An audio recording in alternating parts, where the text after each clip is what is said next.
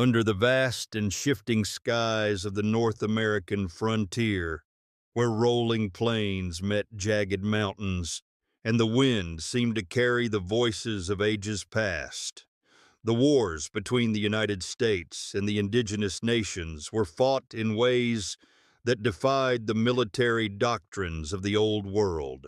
For the officers schooled in the ordered ranks of European warfare, the battlefield of the American West was a place where the rules dissolved like morning mist over the prairies. And for the native warriors who had defended their homelands for generations, it was a crucible in which the balance between tradition and survival would forge tactics that astonished, confounded, and at times humiliated their better-armed adversaries.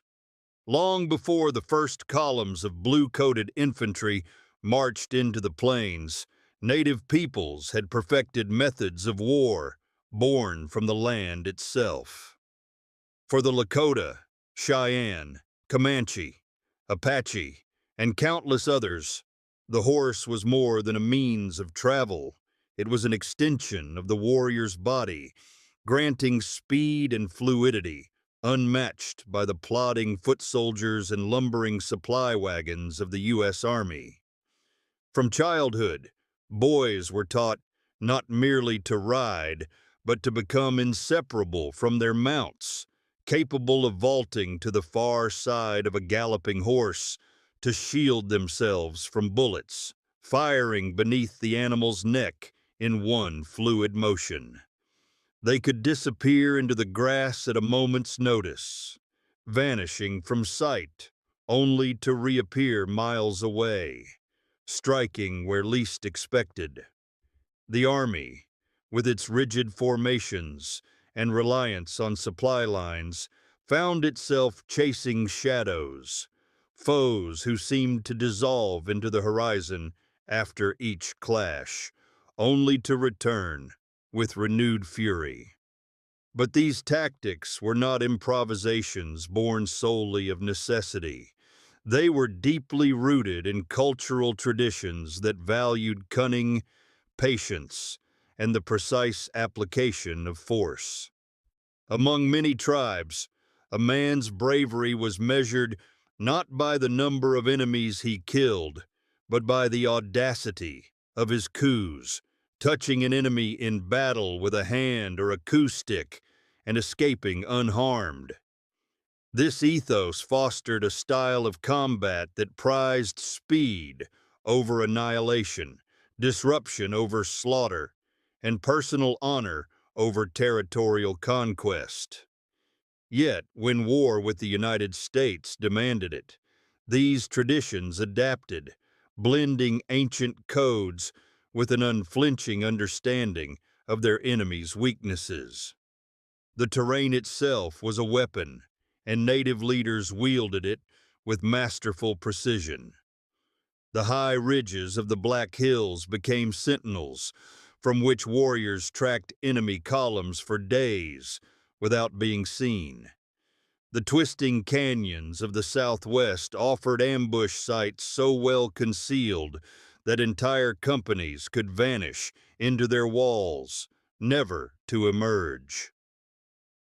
In winter, warriors struck deep into enemy-held territory, moving lightly over snow, while the heavy boots of the soldiers sank deep, their movements slowed to a crawl. Horses, trained to traverse icy rivers and rugged slopes, carried warriors where wagons dared not follow. Perhaps most unnerving to the U.S. Army was the swiftness with which native forces could assemble and disperse. Scouts, stationed miles apart, relayed information through smoke signals, reflective flashes from mirrors, or by riders who seemed to cover impossible distances in a single day. In the time it took a U.S. commander to receive orders from a distant fort, a native war party could have struck a supply train, scattered its guards, and vanished beyond pursuit. The summer of 1867 brought these tactics into sharp relief during Red Cloud's War, when the Lakota and their allies waged a campaign not of pitched battles, but of relentless harassment. The Bozeman Trail, the Army's lifeline to its northern forts, became a gauntlet of ambushes, each one striking with surgical precision.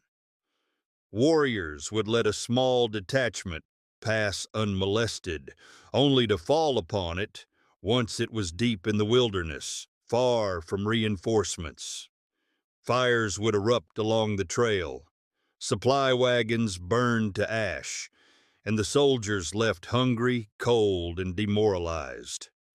The Army's frustration grew into desperation, yet the harder they tried to pin down their elusive foe, the more the land itself seemed to turn against them. These methods reached a haunting crescendo in June of 1876, when Lakota, Northern Cheyenne, and Arapaho warriors under leaders like Crazy Horse and Gall faced the 7th Cavalry at the Little Bighorn. While history would remember Custer's last stand as a singular moment of American defeat, for those who fought that day, it was the culmination of generations of tactical refinement. Scouts had tracked the cavalry's movements for days, feeding intelligence to a force that could swell from a few hundred to several thousand in the time it took a bugle to sound. Warriors moved in loose formations, striking from multiple directions, enveloping their enemy in a shifting tide of horsemen. They exploited the cavalry's overextension, its fractured lines, and the arrogance of its commander, who underestimated the speed with which native fighters could coordinate a devastating counterattack. To the Army, such a battle defied the geometry of war. It was not a contest of lines and charges, but a living storm, swirling unpredictably until it swallowed them whole. In the Southwest, the Apache perfected a different form of warfare, one built on stealth, endurance, and an almost supernatural knowledge of the desert. Leaders like Cochise and Geronimo could vanish into the Sierra Madre, crossing barren wastelands without leaving a trace. Soldiers who pursued them often found themselves drawn deep into hostile terrain, their canteens running dry as their quarry moved effortlessly from one hidden water source to another. Raids came without warning. A ranch attacked at dawn, a telegraph line cut under the cover of night, a small outpost assaulted, and its weapons seized before the alarm could be raised. Each strike was as much psychological as physical, eroding the Army's confidence and making every shadow, every distant dust cloud, a potential threat. For all their differences, these tactics shared a common thread. They were designed to control the terms of engagement, forcing the enemy to fight when, where, and how the native warriors chose. This mastery of initiative turned the frontier into a chessboard in which the U.S. Army's greater numbers and superior weaponry were often rendered meaningless. Yet these victories, however brilliant, carried a tragic weight.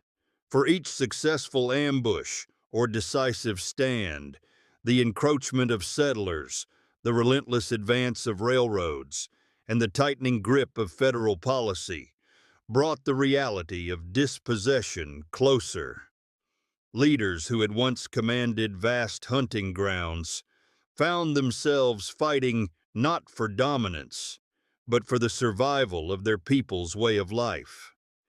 In the end, it was not battlefield defeat that overcame these tactics, but the crushing tide of industrialized expansion, a force no ambush could halt, no raid could dissuade.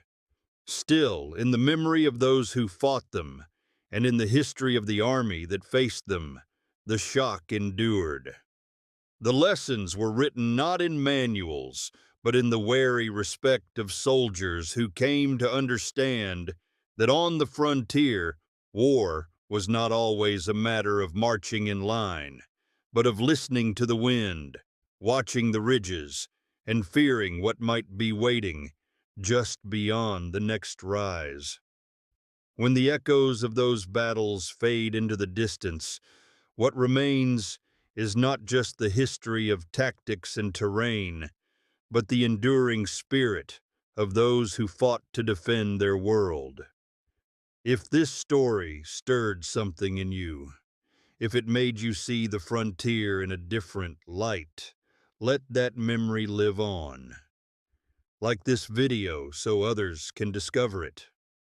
Subscribe so the next chapter in our journey through the untold West finds you. And share your thoughts in the comments below, because history is not a closed book. It's a conversation still being written by voices like yours.